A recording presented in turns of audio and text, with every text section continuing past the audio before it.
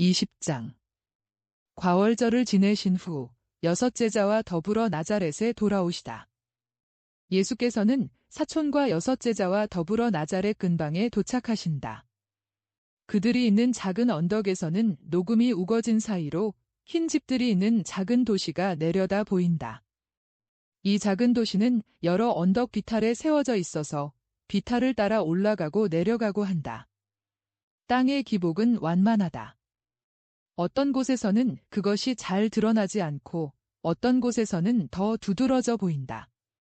자, 다 왔다. 저기가 내 집이다. 집에서 연기가 올라오는 것을 보니 어머니가 안에 계신 것이 틀림없다. 어쩌면 빵을 만들고 계시는지도 모르겠다. 너희들이 집에 돌아가는 것이 한시가 급할 터이니까 머물러 있어라 하고 말하지는 않겠다. 그러나 나와 같이 빵 한 조각이라도 같이 나누고 또 요한은 벌써 알고 있는 내 어머니를 뵙고 싶다면 오너라 하고 말하겠다.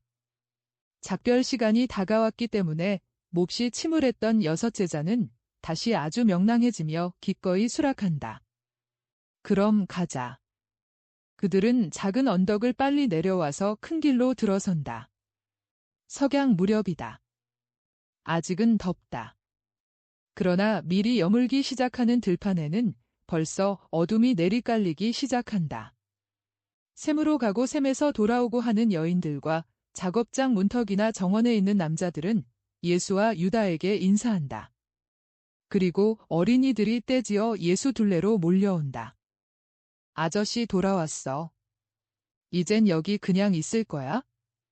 난 내 손술에 바퀴를 또 망가뜨렸어. 이거 봐, 예수 아저씨. 난 여동생이 하나 생겼어. 마리아라고 해. 선생님은 나보고 뭐든지 다 안다고 하면서 진짜 율법의 아들이라고 했어. 사라는 엄마가 많이 아프기 때문에 여기 오지 못했어. 사라는 무서워서 울고 있어? 우리 형 이사학은 장가를 갔어? 큰 잔치가 벌어졌었어. 예수께서는 어린이들의 말을 귀담아 들으시고 쓰다듬어 주시고 칭찬을 하시기도 하고 도움을 약속하기도 하신다. 그들은 이렇게 하면서 집에까지 왔다. 마리아는 열의가 있는 어린 소년이 알려서 벌써 문지방에 나와 계신다. 오, 내 아들. 어머니. 두 분은 서로 껴안으신다. 예수보다 훨씬 작은 마리아는 당신 아들의 가슴 위쪽에 머리를 대시고 그 팔 안에 몸을 바싹 붙이고 계신다. 두 분은 집 안으로 들어가신다. 유다를 포함한 제자들은 두 분이 마음 놓고 처음에 애정 토로를 하시게 하느라고 그대로 바깥에 남아있다. 내 아들 예수야. 마리아는 마치 울려는 것과 같이 목소리가 떨린다. 어머니, 왜 이렇게 흥분하세요? 오, 얘야. 말 다 들었다. 성전에는 그날 갈릴레아 사람들과 나자렛 사람들이 있었는데 그 사람들이 돌아와서 얘기들을 했단다. 오, 얘야. 그렇지만 어머니, 보시다시피 저는 무사합니다. 제게는 아무 화도 미치지 않았고 하느님의 집에는 그분의 영광이 왔습니다. 내 마음의 아들아, 나도 그것은 안다. 그것이 잠자고 있는 사람들을 깨운 종소리와 같았다는 것을 안다. 그리고 하느님의 영광을 위해서 기뻐한다. 내 종족인 이 백성이 하느님께 눈을 뜬다는 것이 기쁘다. 너를 나무라지는 않겠다. 말리지도 않겠고 나는 너를 이해한다. 그리고 기쁘다. 그렇지만 아들아, 나는 너를 낳아준 어미란 말이다. 마리아는 아직 예수의 팔에 안겨 계신다. 마리아는 작은 두 손을 펴서 아들의 가슴에 대고 얼굴은 그분께로 쳐들고 말하였는데 눈은 잔뜩 괴어서 떨어지려고 하는 눈물 때문에 더 반짝인다. 이제는 다시 머리를 예수의 가슴에 대고 말을 안 하신다. 이렇게 회갈색 옷을 입었기 때문에 마치 회색 맷비둘기가 커다란 흰 날개 둘 아래에서 보호를 받고 있는 것 같다. 예수께서는 아직 흰옷과 흰 겉옷을 입으신 채이기 때문이다. 어머니, 아이고 사랑하는 어머니. 예수께서는 다시 어머니에게 입맞춤하신다. 그리고 말씀하신다. 보세요. 제가 여기 왔지만 혼자가 아닙니다. 첫 번 제자들을 데리고 왔어요. 유다에도 다른 제자들이 있어요. 그리고 사촌 유다도 저와 같이 있고 저를 따라다닙니다. 유다가. 유다가요. 저는 어머니가 왜 놀라시는지 압니다. 그 사실을 말한 사람들 중에는 분명히 알페오와 그의 아들들이 있었을 것입니다. 그리고 저를 비난했을 것이 틀림없습니다. 그러나 겁내지 마세요. 오늘은 이렇지만 내일은 달라질 것입니다. 사람은 땅과 같아서 가시나무들이 있던 곳에 장미꽃이 피게 됩니다. 어머니가 사랑하시는 유다가 벌써 저와 같이 있습니다. 지금 어디 있느냐? 다른 제자들과 같이 저기 밖에 있습니다. 모두가 먹을 만한 빵이 있습니까? 그래. 알페오의 마리아가 지금 아궁이에서 빵을 꺼내고 있는 중이다. 마리아는 매우 착하다. 내게 아주 착하게 군다. 지금은 특히 더 그렇다. 하느님께서 그에게 영광을 주실 것입니다. 예수께서는 문으로 가셔서 말씀하신다. 유다야, 내 어머니가 여기 계신다. 너희들도 오너라. 그들은 들어와서 인사한다. 그러나 유다는 마리아에게 입맞춤하고 그의 어머니를 보려고 뛰어간다. 예수께서는 5 제자의 이름을 말씀하신다. 베드로, 안드레아, 야고보, 나타나엘, 필립보, 요한은 마리아가 벌써 알고 계신다. 요한은 유다 다음으로 마리아에게 인사를 하고 머리를 숙여 축복을 받았다. 마리아는 그들에게 인사를 하고 앉으라고 권하신다. 마리아는 주부이므로 손님들을 보살피신다. 그러나 그의 예수께 대하여는 열렬한 사랑의 눈길로 보내신다. 그의 영혼은 눈으로 아들과 더불어 무언의 대화를 계속하는 것 같다. 마리아는 그들이 목을 축이게 물을 가져오시려고 한다. 그러나 베드로가 화를 버럭 낸다. 어머니, 안 됩니다. 그렇게 하시게는 내버려 두지 않겠습니다. 거룩하신 어머니는 아드님 곁에 그대로 계십시오. 저희들은 정원에 가서 몸을 식히겠습니다. 알페오의 마리아가 빨갛고 밀가루가 묻은 얼굴로 뛰어온다. 예수께 인사를 하고 예수께서는 그에게 축복하신다. 그런 다음 알페오의 마리아는 정원의 수반 쪽으로 인도한다. 그리고 기뻐하며 돌아온다. 오, 마리아, 하고 동정녀 마리아께 말한다. 유다가 말했어요. 나는 정말 기뻐요. 유다를 위해서도 동서인 당신을 위해서도 기뻐요. 다른 사람들이 야단칠이라는 것을 나는 알아요. 그렇지만 상관없어요. 나는 모두가 예수의 사람이 되는 날 기쁘겠어요. 우리네 엄마들은 우리 자식들에게 무엇이 유익한지를 알아요. 아니, 느끼지요. 그리고 나는 내 자식들의 이익이 예수, 너라는 것을 느낀다. 예수께서는 미소를 지으시며 그의 머리를 쓰다듬으신다. 제자들이 돌아오고 알페오의 마리아는 따끈따끈한 빵과 올리브와 치즈를 내놓는다. 알페오의 마리아가 붉은 마포도주 항아리를 가져오니 예수께서는 제자들에게 따라주신다. 언제나 예수께서 권하시고 나누어 주신다. 제자들은 처음에는 좀 거북해하다가 그 다음에는 자신이 생긴다.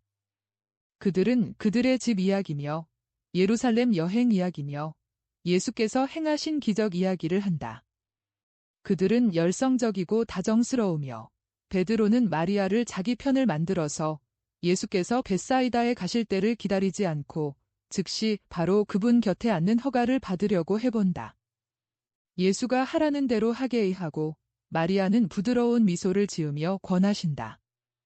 그렇게 기다리는 것이 지금 당장 결합하는 것보다 자네에게 더 유익할 걸세. 내 아들 예수가 하는 일은 무엇이든지 옳다네. 베드로의 희망이 사라진다. 그러나 그는 기꺼이 체념한다. 이렇게 물어보기만 한다. 오래 기다려야 하겠습니까? 예수께서는 빙긋이 웃으시며 바라보시지만 다른 말씀은 한마디도 안 하신다. 마리아는 이 미소를 호의의 표시로 해석하신다. 요한의 아들 시몬, 예수가 빙그레 웃네. 그래서 나는 자네에게 이렇게 말하겠네. 자네가 순종하며 기다리는 시간은 호수 위를 날아가는 제비처럼 빠를 것이라고. 어머니 고맙습니다. 유다야, 너는 말이 없구나. 그리고 요한 너도. 마리아에게 제자들이 말한다. 저는 아주머니를 보고 있어요. 저도요. 나도 너희들을 보고 있다. 왠지 알겠니? 오래전 일이 머리에 떠오르는구나. 그때에도 사랑을 가지고 내 얼굴을 떠나지 않는 세 쌍의 눈이 있었다. 마리아, 내 어린 새 학생이 생각나세요? 오. 생각나고 말고요. 맞아요. 지금도 그들은 나이가 아주 비슷한 세 사람이군요. 그들은 온 사랑을 기울여 동서를 보고 있어요. 그리고 이 사람, 아마 요한이지요. 이 사람은 금발하고 불그레한 뺨하고 그중 제일 나이 어린 것하고 그때의 예수같이 보여요. 다른 제자들은 무슨 이야기인지 알고 싶어 한다. 추억과 일화들을 이야기한다. 이렇게 해서 시간이 흘러가 저녁 때가 되었다. 벗들아, 나는 가구를 갖춘 방이 없다. 그러나 여기 내가 일하던 작업장이 있다. 너희들이 원하면 거기서 좀 쉴 수 있을 것이다. 그러나 작업대들 밖에는 없다. 좁은 널빤지를 깔고 자버릇한 어부들에게는 알맞은 침대입니다. 선생님, 고맙습니다. 선생님의 집에서 자는 것은 영광이고 거룩하게 되는 일입니다. 그들은 여러 번 인사를 한 다음 물러간다. 유다도 그의 어머니와 함께 물러간다. 그들은 그들의 집으로 가는 것이다. 방 안에는 예수와 마리아만이 남아 계신다. 그분들은 궤 위에 앉아 작은 등 잔의 불빛을 받으며 서로 상대의 어깨에 팔을 얹고 계신다. 예수께서는 이야기를 하시고 마리아는 몹시 기뻐하고 몸을 떨며 행복하게 들으신다. 여기서 환상이 끝난다. 21장. 가파르나움에서 소경의 눈을 뜨게 하시다. 예수께서 말씀하신다. 그러니까 당장 마음이 편안해진다. 예수께서는 나를 즐겁게 해주셔서 나는 마음 한껏 기쁘다. 자, 봐라. 너는 소경들에 대한 에피소드를 무척 좋아하지. 그것을 또 하나 보여주마. 그래서 나는 보았다. 여름의 아름다운 해넘이가 보인다. 태양이 서녁하늘 전체를 새빨갛게 타오르게 하였고 겟네사렛 호수는 조명으로 장식된 엄청나게 큰 거울같이 되었다. 가파르나움의 거리에는 겨우 사람들이 몰려들기 시작한다. 샘터로 가는 여자들, 남자들, 밤 고기잡이를 하려고 그물과 배를 준비하는 어부들, 길로 뛰어다니며 노는 어린이들, 아마 야채를 받아오려고 시골로 가는 바구니 실은 나귀들. 예수께서 포도나무와 무화과나무로 온통 그늘진 작은 마당 쪽으로 나 있는 출입문을 향하여 가신다. 좀 더 저쪽에는 호수를 끼고 돌이 깔린 오솔길이 있다. 베드로가 안드레아와 같이 호숫가에서 고기 바구니와 그물을 준비하고 작업대와 밧줄을 정리하고 있는 것을 보면 아마 베드로의 집인 모양이다. 이 모든 마련은 결국 고기잡이를 위한 것이고 안드레아가 집과 배 사이를 왔다 갔다 하며 그를 돕고 있다. 예수께서 당신 사도를 부르신다. 고기가 잘 잡히겠느냐? 날씨가 좋고 파도도 없고 곧 달도 뜰 것이니까 고기들이 밑바닥에서 올라올 것이고 제 그물이 그놈들을 끌어당길 것입니다. 우리끼리만 가느냐? 아이고. 선생님, 그물들하고 어떻게 저희들만이 갑니까? 나는 고기잡이를 한 적이 한 번도 없다. 그래서 내가 가르쳐 주기를 기다린다. 예수께서는 천천히 호수를 향하여 내려오셔서 자갈투성이에 굵은 모래가 깔린 호숫가에서 걸음을 멈추신다. 보세요, 선생님. 저희들은 이렇게 합니다. 저는 제베데오의 야고보의 배 곁으로 나갑니다. 그래서 알맞은 곳으로 이렇게 갑니다. 그런 다음 그물을 칩니다. 저희들은 그물 한 끝을 잡고 있는 것입니다. 선생님이 그물 끝을 잡아주시겠습니까? 그렇게 하겠다고 말씀하셨지요. 그래, 어떻게 해야 하는지 가르쳐 주기만 하면 그렇게 하마. 뭐? 그물 내려가는 것을 살펴보시기만 하면 됩니다. 그물이 천천히 매듭이 지지 않고 내려가게 말입니다.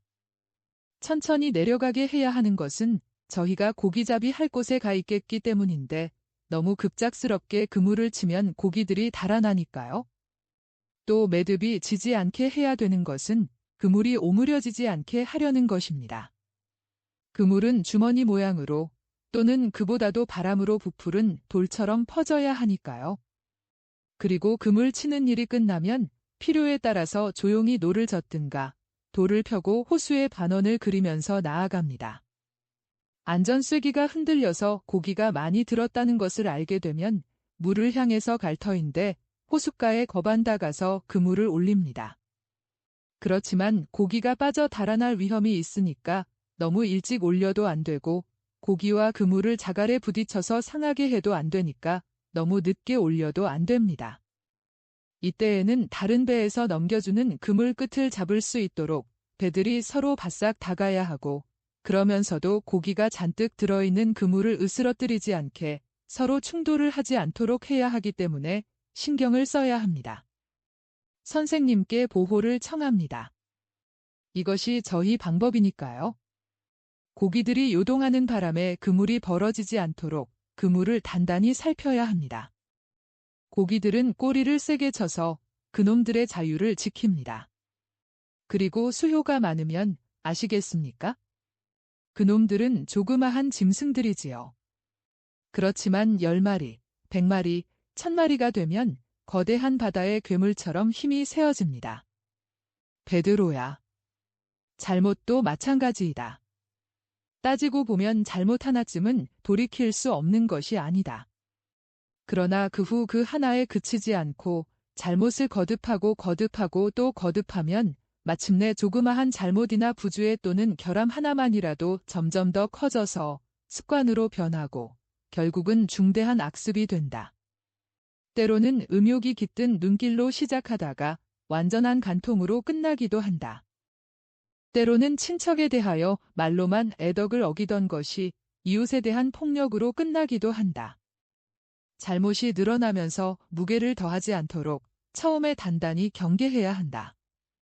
그 잘못들은 지옥의 뱀바로 그놈처럼 위험하고 아주 힘이 세어져서 사람들을 지옥의 심연으로 끌고 들어간다. 선생님의 말씀은 옳습니다. 하지만 저희들은 하도 약해서요. 강해지고 도움을 얻기 위해 조심하고 기도해야 한다. 그리고 죄를 짓지 않겠다는 굳은 의지가 있어야 한다.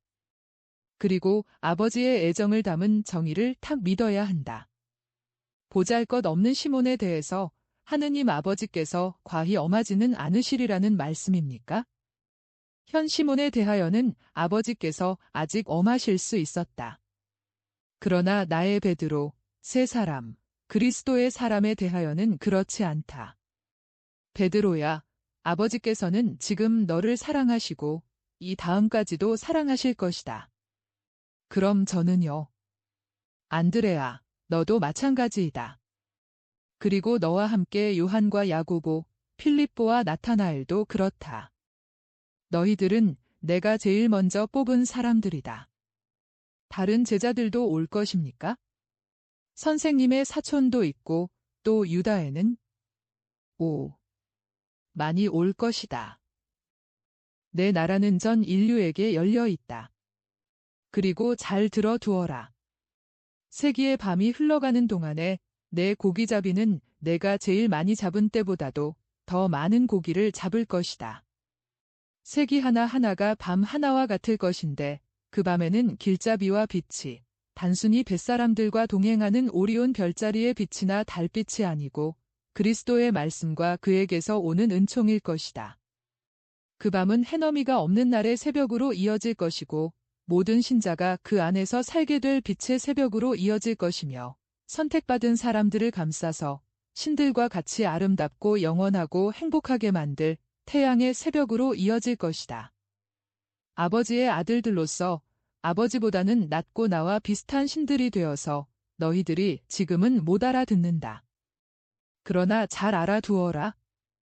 너희는 그리스도인다운 생활로 너희 선생과 비슷하게 될 것이고 또 하늘나라에서 너희도 너희들의 스승이 빛나는 것과 같은 표로 빛나게 될 것이다.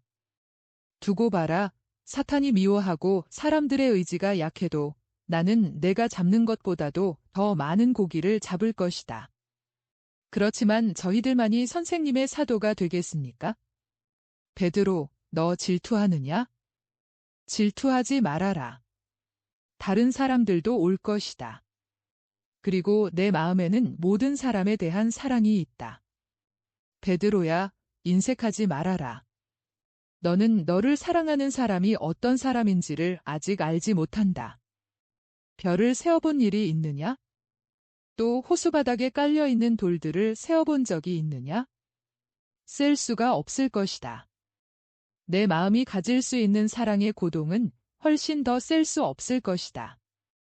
1년 12달 동안 부딪히는 파도로 바다가 몇 번이나 바닷가를 입맞춤하는지 세어볼 수가 있었느냐? 셀 수가 없을 것이다.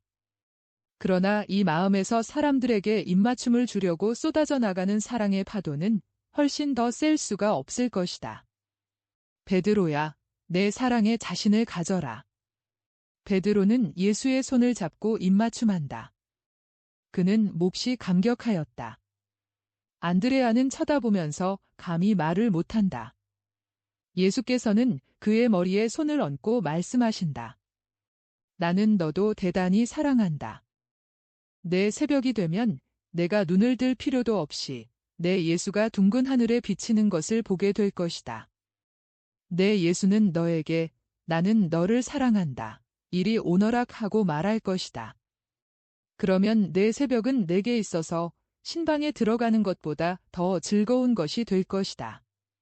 시몬, 시몬, 안드레아, 지금 곧 갈게. 요한이 숨을 헐떡이면서 뛰어온다. 아이고. 선생님, 기다리셨지요? 요한은 사랑에 사로잡힌 사람과 같은 눈으로 예수를 쳐다본다. 베드로가 대답한다. 정말이지, 난 자네가 안 오는 줄 알았네. 빨리 자네 배를 준비하게. 그런데 야고보는? 이거 봐. 우리가 늦은 건 어떤 장님 때문이야. 그 사람은 예수님이 우리 집에 계신 줄 알고 온 거야. 그렇지만 우리는 그 사람에게 이렇게 말했어. 선생님은 다른 데 계셔요. 아마 내일은 당신을 고쳐주실 것입니다. 기다리세요. 그러나 그 사람은 기다리려고 하지 않았어. 야고보가 이렇게 말했어. 당신은 빛을 그렇게 오랫동안 기다렸는데 하룻밤 기다리는 것이 뭐가 대단합니까? 하고. 그렇지만 그 사람은 막무가내야. 요한아, 만일 내가 소경이라면 어머니를 빨리 다시 보고 싶지 않겠느냐? 그야 물론이지요. 그렇다면 소경이 어디 있느냐? 야고보와 같이 옵니다. 그 사람은 야고보의 겉옷을 붙잡고 놓지를 않습니다. 그렇지만 호숫가에는 돌이 많아서 그 사람이 비틀거리기 때문에 천천히 걸어옵니다. 선생님, 제가 인정 없이 군 것을 용서해 주시겠습니까? 그러나 속죄를 하기 위해 가서 소경을 도와 내게로 데려오너라. 요한은 뛰어간다. 베드로는 가볍게 머리를 끄덕이지만 말은 하지 않는다. 그는 흐려졌다가 파랗게 되는 하늘을 쳐다본다. 그리고 호수를 바라보고 벌써 고기잡이 하러 나간 다른 배들을 바라보면서 한숨을 쉰다. 시몬아. 선생님. 염려 말아라. 내가 맨 마지막으로 나가도 고기를 많이 잡을 것이다. 이번에도요. 내가 인정을 베풀 때마다 하느님께서는 내게 고기를 많이 잡게 해주실 것이다. 장님이 여기 왔습니다. 그 불쌍한 사람이 야고보와 요한 사이에서 걸어온다. 지팡이를 들고 있으나 지금은 그것을 쓰지 않는다. 그를 인도하는 두 사람에게 의지하는 편이 낫기 때문이다. 여보세요. 여기 선생님이 계십니다. 당신 앞에 계셔요. 소경은 무릎을 꿇으며 말한다. 주님, 불쌍히 여겨주십시오. 눈을 뜨고 싶소. 일어나시오. 언제부터 보지 못하게 되었소? 내 사도가 두 사람을 애워싼다. 주님, 7년이 되었습니다. 전에는 잘 보아서 일을 했었습니다. 저는 호숫가 가이사리아에서 장인 노릇을 했습니다. 돈을 잘 벌었어요. 항구에서도 그 많은 상인들도 그들이 일하는 데에는 제가 필요했거든요. 그러나 다의 쇠를 치다가 쇠를 다루려면 얼마나 새빨갛게 달구어야 하는지 아시지요.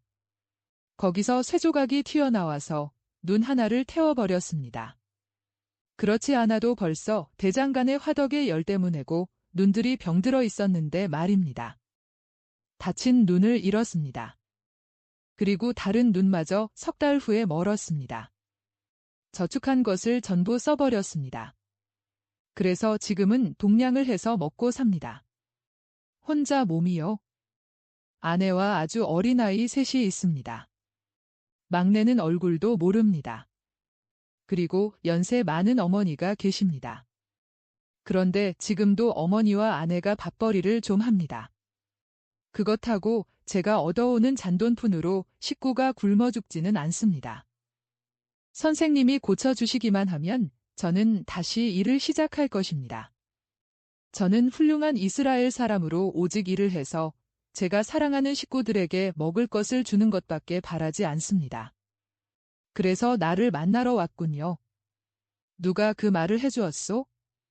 선생님이 그 아주 훌륭한 연설을 하신 다음 호수로 오실 때 다볼산 밑에서 고쳐주신 문둥병자가 말해 주었습니다.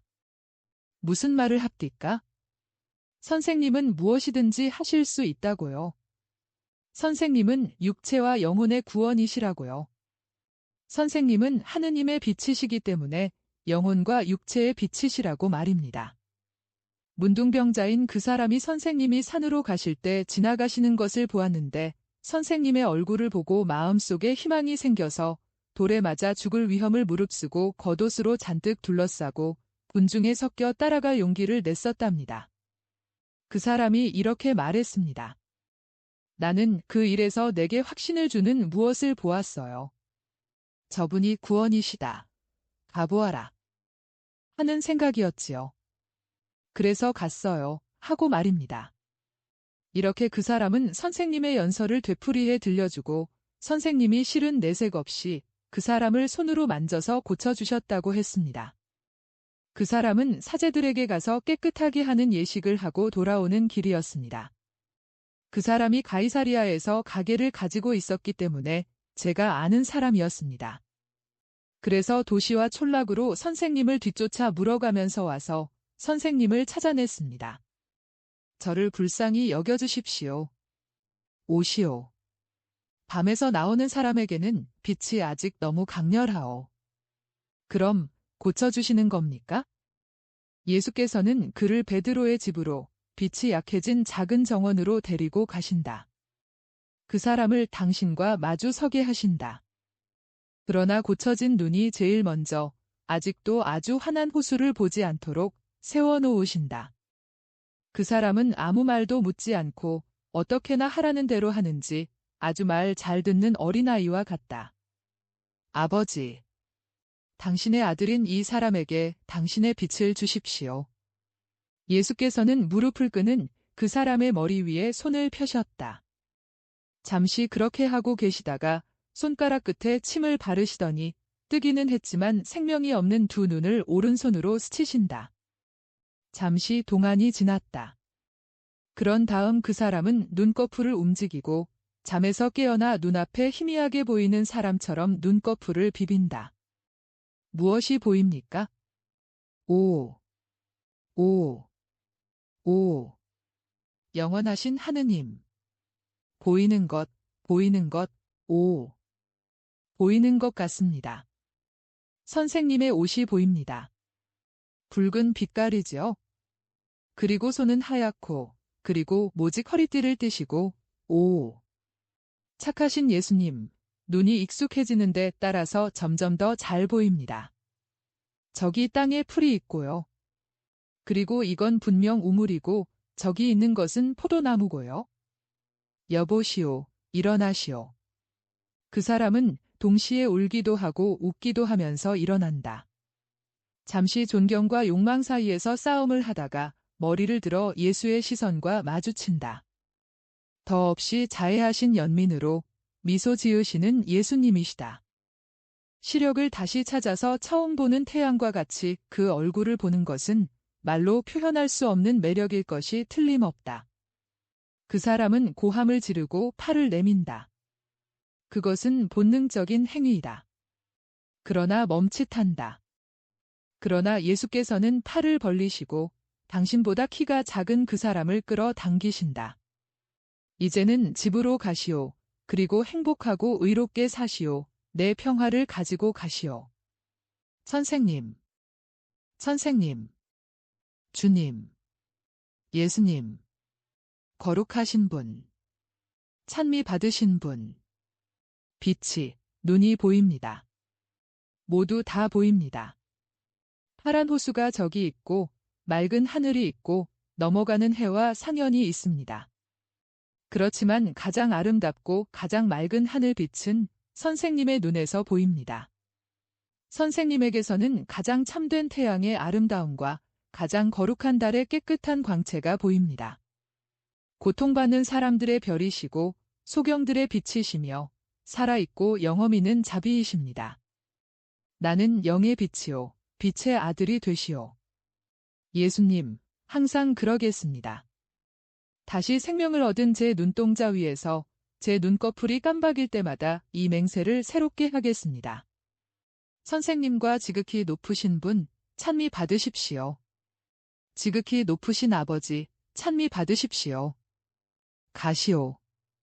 그래서 그 사람은 기뻐하고 안심하며 떠나가고 예수와 깜짝 놀란 제자들은 배 두 척에로 내려가고 출발 조작이 시작된다. 그리고 환상이 끝난다.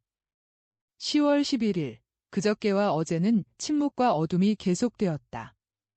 그러나 낭망은 하지 않는다. 사실 인자하신 하느님께서 글씨를 쓰는 피로로 인하여 고통을 당함으로써 기진맥진하고 쇠약해진 내 육체는 아껴서 글을 쓰게 안 하셨지만 온전히 내 것인 보이지 않는 그 희고 미소 짓는 현존으로 내 영을 위로해 주셨다. 그리고 그 눈의 맑은 기운이 온통 내 마음속으로 쏟아져 들어왔다. 5. 세상 사람들은 알지 못하는 나의 보물. 내게 가장 가까운 세상 사람들도 알지 못하는 내 보물이다. 나와 같이 사는 사람들조차도 알지 못하는 내 보물이니 그들은 그저 내가 기도문을 읽는데 전심하거나 레이스를 뜨거나 과일을 먹거나 평범한 일에 대하여 말하는데 전념하는 것만을 보고 내 존재의 가장 중요한 부분은 내가 보는 하느님을 흠숭하고 그분과 이야기하고 그분의 말씀을 듣는 일밖에 하지 않는다는 것을 알지 못하는 것이다. 나는 나와 같이 있는 사람들이 어떤 분이 나와 같이 계신지를 알지 못한다는 것을 생각하고 빙그레 웃기 시작하는 일이 가끔 있다. 그런 때에도 거룩하신 분, 보이지 않으시는 분, 순수하신 분, 흠숭아올 분 앞에서 사람들이 거룩하지도 않고 깨끗하지 않고 자비롭지도 않은 대화를 나누면 고통을 당하게 된다. 사람들은 알아들을 수가 없고 또 나는 말을 할 수가 없다. 그러나 거기에서 내가 얼마나 큰 충격을 받는지 모르며 내 예수님이 그런 대화로 인하여 받으시게 될 충격을 사랑과 믿음과 희망의 행위로 보상하려고 얼마나 조심을 하는지 모른다. 내 예수님이 느끼고 생각하는 당신의 방식을 아주 조금 내게 전해주셨다는 사실로 인하여 보잘것없는 벌레 같은 내 안에도 그 충격으로 그렇게 많은 괴로움이 생기는 것을 보면 그 충격이 대단히 클 것이 틀림없다. 오늘 아침에는 내 안에서 항상 그분의 말씀에 전조가 되는 그 적극적인 기쁨을 느낀다. 내 말을 할 수 있는 데까지 설명하겠다. 어제와 그저께와 같이 내가 그분의 현존으로 몹시 기뻐하면서 그분의 현존이 나를 불러 그분의 봉사하라고 시키지 않으실 때에는 나는 소극적인 기쁨을 느낀다. 그런데 표현할 수 없는 어떤 느낌으로부터 내 예수의 종아, 그분이 너를 부르니 그분께 봉사하여라 하는 말을 듣게 되면 나는 적극적인 기쁨을 느낀다. 그렇게 되면 나는 차분함에서 정신의 기쁨으로 옮겨가고 평화에서 나를 들어올리는 경쾌함으로 옮겨간다. 만일 내가 몸을 움직일 수 있으면 내 안에 스며드는 이 기쁨과 힘이 넘쳐 흐름으로 인하여 위층 아래층으로 오르내리거나 또는 밖으로 나가기까지 할 것이다. 그러나 내 상태로는 노래를 부르는 것으로나 해방될 수 있다. 그런 다음에는 내 얼굴을 변하게 하는 기분 좋은 무기력이 내 안에 들어오는데 그것은 이 세상의 것이 아닌 즐거움으로 녹아 들어가는 기분 좋은 무기력이다. 그런 다음에는 본격적인 진짜 일로 옮겨간다. 즉, 불러주시는 것을 받아쓰거나 내 앞에 나타나는 것을 묘사하는 것이다. 받아쓰는 것으로서 성경 대목과 관계가 있는 것일 때에는 예수께서 우선 나더러 당신이 설명하고자 하시는 대목이 있는 곳을 펴라고 하신다. 이와 반대로 특별한 참고지시 없이 받아쓰기만 할 때에는 성경도 다른 성서도 들라는 말씀을 안 하신다. 환상이 나타날 때에는 내가 말한 것과 같이 일반적으로 환상의 절정이 되는 최초의 영상이 나타난 다음 그것이 순서에 따라서 전개되는데 환상이 나타나자마자 나는 훨씬 더 강렬한 기쁨을 느낀다. 환상이 순서에 따라 전개될 때에는 처음부터 묘사하기 시작하고 우선 절정부터 나타나면 그 전부터 먼저 묘사하고 나서 그보다 앞서 있었던 일이 나타날 때에는 그것을 쓰고 그 다음에는 그 뒤에 일어나는 일들을 쓴다. 8월에 있은 율법 박사 가물리엘에 관한 환상이 그러하였다. 8월 들어 처음 열흘 동안 그랬던 것 같다. 예수께서는 당신이 누구이신지 또는 내 경우에 있어서 어둠 속에 남아 있고자 하는 사람이 누구인지를 명백하게 설명하기 위하여 이 말을 다시 한번 되풀이하라고 말씀하셨다. 그리고 지금은 성경을 펴라고 말씀하신다. 그러면 오늘은 받아쓰기이다. 22장. 회당에서 가파르나움의 막이 들린 사람을 고쳐주시다. 가파르나움의 회당이 보인다. 벌써 사람들이 꽉 들어차서 기다리고 있다. 문간에 있는 사람들은 광장을 살펴보고 있다. 비록 저녁이 되어 가지만은 광장에는 아직 해가 비치고 있다. 마침내 어떤 사람이 외친다. 선생님이 오십니다. 모두가 출입문 쪽으로 몸을 돌린다. 키가 작은 사람들은 발뒤꿈치를 들거나 앞으로 뚫고 나가려고 한다. 회당의 사무원들과 읍내의 유력자들이 꾸지람을 하는데도 말다툼과 혼란이 군데군데에서 일어난다. 진리를 찾는 모든 분에게 평화가 있기를 바랍니다. 예수께서 문간에서 팔을 앞으로 뻗어 축복을 하시면서 인사를 하신다. 해가 비치는 광장에서 오는 매우 강렬한 빛이 후광으로 둘러싸인 그분의 큰 키를 돋보이게 한다. 예수께서는 흰 옷을 벗으시고 일상 입으시는 짙은 파란빛 옷을 입으셨다. 예수께서는 군중 사이로 나아오시는데 군중은 그분에게 길을 터뜨렸다가 다시 그분 주위로 밀려든다. 마치 갈라졌던 무리배 둘레로 다시 몰려오는 것과 같다. 저는 병자입니다. 고쳐주십시오 하고 한 젊은이가 비명을 지른다. 보아하니 폐병 환자 같은데 예수의 옷을 붙잡고 있다. 예수께서는 그의 머리에 손을 얹고 말씀하신다. 신뢰를 가지게. 하느님께서 자네의 청을 들어주실 걸세. 이제는 백성에게 말하게. 나를 놓아주게. 나중에 자네에게 오겠네. 젊은이는 예수를 놓고 조용하게 있다. 선생님이 뭐라고 하셨어요? 하고 아기를 안고 있는 여자가 묻는다. 백성에게 말씀하신 다음 나한테 오시겠다고 말씀하셨어요. 그럼 당신을 고쳐주시는 겁니까? 모르겠어요. 선생님은 신뢰를 가지게 하고 말씀하셨어요. 저는 희망하고 있습니다. 뭐라고 하셨소? 뭐라고 하셨어요? 군중이 알고자 하고 예수께서 대답하신 말씀이 백성들 사이로 전하여진다. 그럼 나도 우리 꼬마를 데려와야지. 나는 내 늙은 아버지를 데려와야지. 아이고, 악재가 오겠다고 하면 좋겠는데?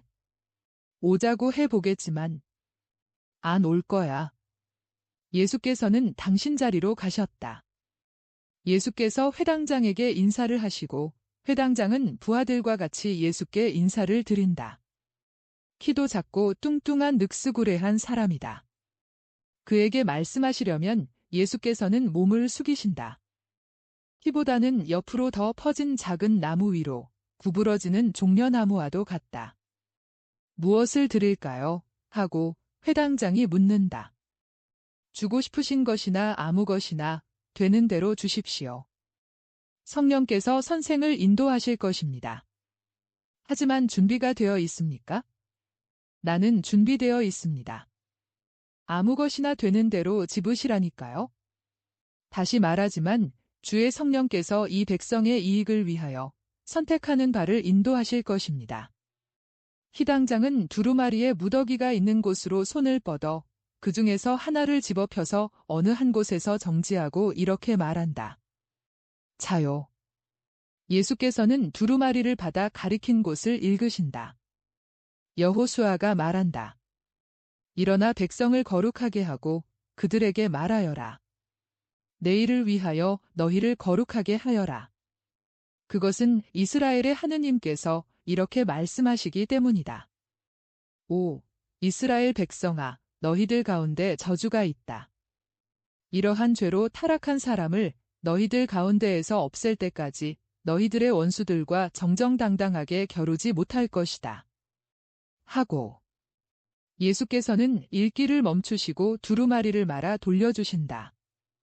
군중은 대단히 주의를 기울이고 있다. 어떤 한 사람만이 속삭인다. 우리 원수들에 대해서 심한 말을 듣게 될 거요. 예수께서는 연설하실 때 늘 하시는 태도로 두 팔을 내미신다. 아주 잠잠해진다. 여러분을 거룩하게 하러 오는 사람이 일어났습니다. 그는 사람의 눈에 띄지 않는 집에서 이 사명을 준비한 후 이제 그 집으로 나왔습니다. 그 사람은 여러분에게 깨끗하게 하는 모범을 보이려고 자신을 깨끗하게 했습니다. 그 사람은 성전의 유력자들과 하느님의 백성을 향하여 자신의 입장을 밝혔습니다. 그리고 지금은 여러분 가운데 있습니다. 내가 그 사람입니다. 여러분 가운데 어두운 정신과 흐린 마음을 가진 어떤 사람들이 생각하고 바라는 대로가 아닙니다. 내가 장차 왕이 되어 여러분을 그리로 오라고 부를 나라는 더 위대하고 고귀한 것입니다. 오, 이스라엘 백성 여러분, 나는 다른 어떤 민족보다도 먼저 여러분을 부릅니다. 그것은 여러분의 조상들을 통하여 이 시간에 대한 언약과 지극히 높으신 주님과의 계약을 가진 사람들이기 때문입니다. 그러나 이 나라가 만들어지는 것은 병력에 의해서도 아니고 무자비한 유혈에 의해서도 아닐 것입니다. 이 나라에 들어갈 사람은 난폭한 사람도 지배자도 아니고 교만한 사람도 성 잘내는 사람도 세 많은 사람도 음란한 사람도 욕심 많은 사람도 아니며 착하고 친절하고 정결하고 이웃과 하느님을 사랑하는 사람들, 참을성 있는 사람들입니다. 이스라엘 사람 여러분. 여러분은 밖에 있는 적들과 싸우라고 부름을 받지 않았고 안에 있는 원수들, 여러분의 마음속에 있는 원수들, 여러분들 가운데 수십 명, 수만 명의 마음속에 있는 원수들과 싸우라고 부름을 받았습니다. 내일 주께서 여러분을 다시 모으시고 내 백성아, 이제는 적에게 지지도 않고 침입도 당하지 않고 공격도 당하지 않을 나라를 너희에게 준다 하고 말씀하시는 것을 듣고 싶으면 여러분의 모든 마음에서 죄의 저주를 없애시오. 내일, 이 내일이라는 날은 어느 날입니까?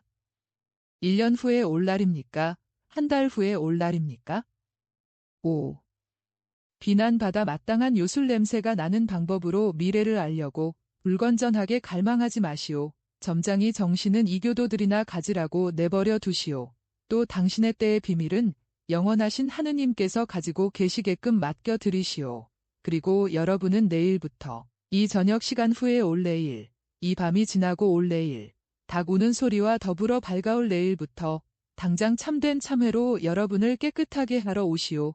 용서를 받고 이 나라에 들어갈 준비를 하려면 여러분의 죄를 뉘우치시오. 죄의 저주를 없애시오.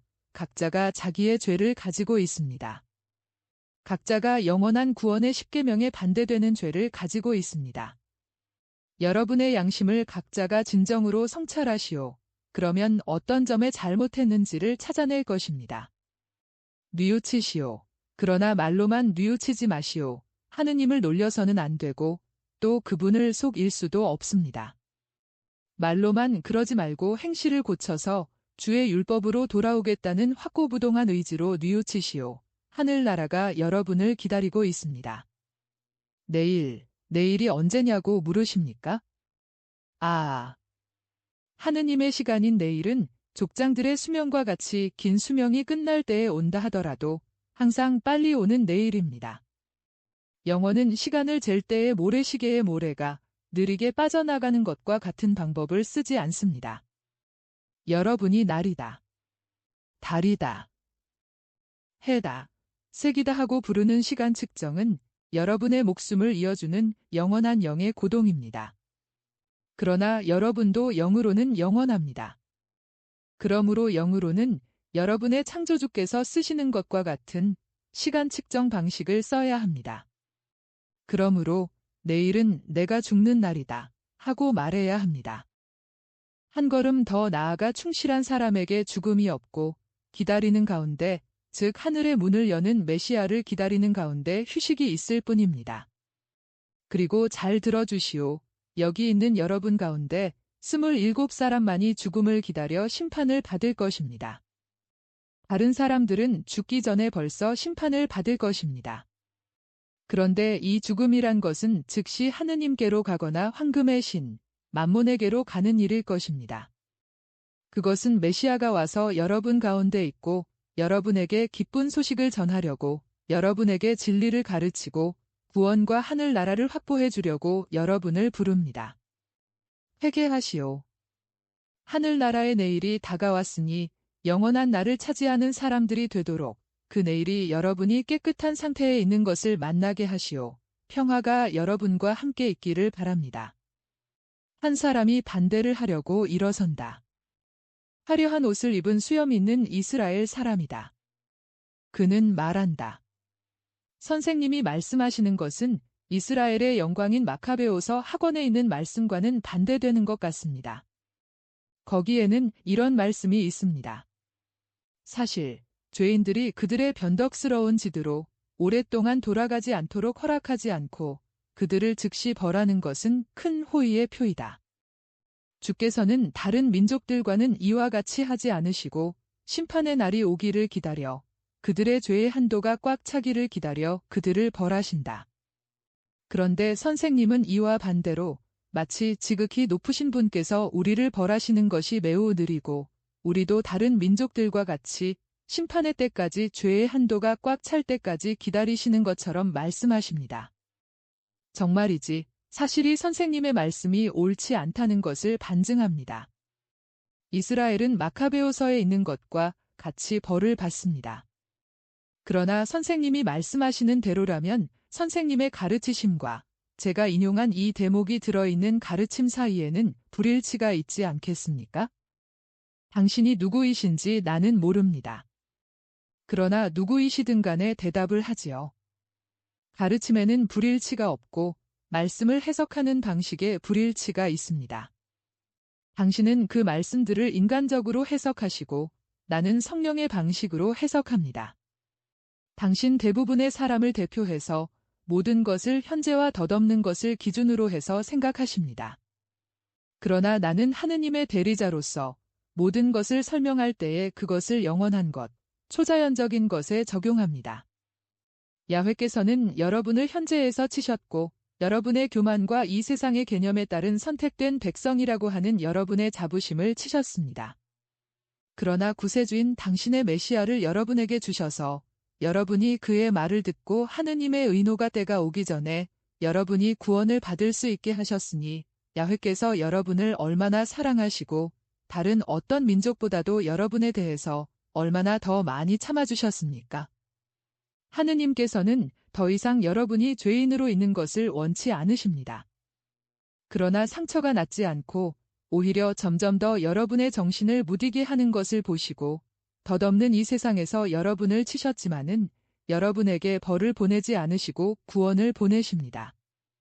여러분을 고쳐주고 구해주는 사람을 보내십니다. 바로 여러분에게 말하고 있는 나입니다. 선생님을 하느님의 대리자라고 자처하시니 선생님이 대담하다고 생각하지 않으십니까? 어떤 예언자도 그렇게 대담하지는 않았습니다. 그런데 선생님은 이렇게 말씀하시는 선생님은 누구십니까? 그리고 누구의 명령으로 그렇게 말씀하십니까? 예언자들은 내가 내게 대해 말하는 것을 자기 자신들에 대해서 말할 수는 없었습니다. 내가 누구냐고요? 기다려지는 사람, 약속된 사람, 구세주입니다. 여러분은 벌써 나보다 앞서간 사람이 주의 길을 닦으시오. 저기 주 하느님께서 오십니다. 그분은 참 과월절의 어린 양으로 있으면서 목자와 같이 그의 양떼를 먹이실 것입니다. 하고 말하는 것을 들었습니다. 여러분 가운데에는 선구자의 입에서 나오는 이 말을 듣고 비둘기 모양으로 내려오는 빛의 결과로 하늘이 뚫리는 것을 본 사람들이 있고 내가 누구인지를 말하는 목소리를 들은 사람들이 있습니다. 누구의 명령으로 말하느냐고요? 계시는 그분, 나를 보내신 그분의 명령으로 말합니다. 선생님은 그렇게 말씀하실 수 있지요. 그러나 선생님이 거짓말을 하시거나 착각을 하고 계실 수도 있습니다. 선생님의 말씀은 거룩합니다. 그러나 사탄도 우리를 잘못으로 끌어들이려고 거룩한 것을 기만하는 말을 합니다. 우리는 선생님이 어떤 분인지 모릅니다. 나는 언약에 따라 베들레헴 에프라타에서 난 다윗 가문의 요셉의 아들 예수인데 나자렛에 집이 있기 때문에 나자렛 사람이라고 부릅니다. 세상 사람들의 관점에서 볼 때에 이렇고 하느님의 관점에서는 그분의 메시아입니다. 내 제자들은 이것을 압니다. 그야 선생님의 제자들은 그들이 하고 싶은 대로 말할 수 있고 선생님이 말하라고 하시는 대로 말할 수 있겠지요. 나를 사랑하지 않는 또 다른 자가 말할 것이고 그 자가 내가 누구인지를 말할 것입니다. 여기 있는 자들 중에서 하나를 부를 터이니 기다리시오. 예수께서는 토론에 놀라고 충격을 받고 두 가지 상반된 경향으로 갈라진 군중을 바라보신다. 예수께서는 그 사파이어같이 파란 눈으로 누군가를 찾으시며 바라보시다가 큰 소리로 외치신다. 악제, 이리 나오시오, 명령이오. 군중은 몹시 소란스러워지며 몸을 벌벌 떨며 어떤 여자의 부축을 받는 어떤 남자가 지나가게 자리를 내준다. 이 사람을 아십니까? 예, 여기 가파르나움에 사는 말라키아의 아들 악제입니다. 마귀가 들렸는데 마귀가 갑작스럽고 무서운 광증의 발작을 일으키게 합니다. 모두가 이 사람을 압니까? 예, 하고 군중이 대답한다. 이 사람이 내게 다만 몇 분 동안이라도 말을 했다고 말할 수 있는 사람이 있소? 군중은 외친다.